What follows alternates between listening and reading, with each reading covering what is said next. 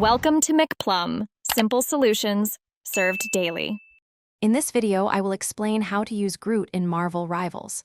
Groot is a fantastic protector, designed to keep your team safe. His basic attack, Branch Bash, delivers steady melee damage. For crowd control, Root Slam can immobilize foes for a few seconds, creating openings for your teammates. Remember to activate Barkskin to reduce incoming damage by up to 50%, making you incredibly resilient on the battlefield.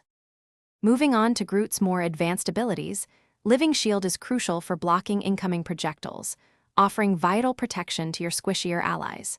Try to coordinate Root Slam with your team's area of effect attacks for devastating combos.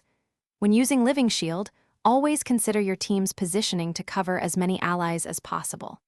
Finally, Groot's Embrace, his ultimate, provides both healing for your team and damage to nearby enemies. Strategic positioning is key to playing Groot effectively.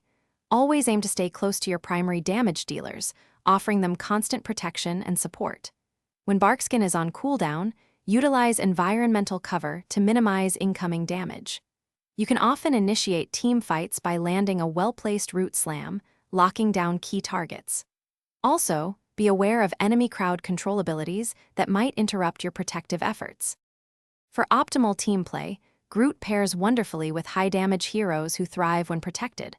Always communicate your ultimate ability, Groot's Embrace, with your team to maximize its healing and damage potential.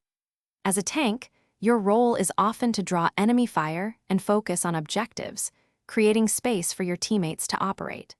Practicing the precise placement of your Living Shield will significantly improve your overall impact in every match.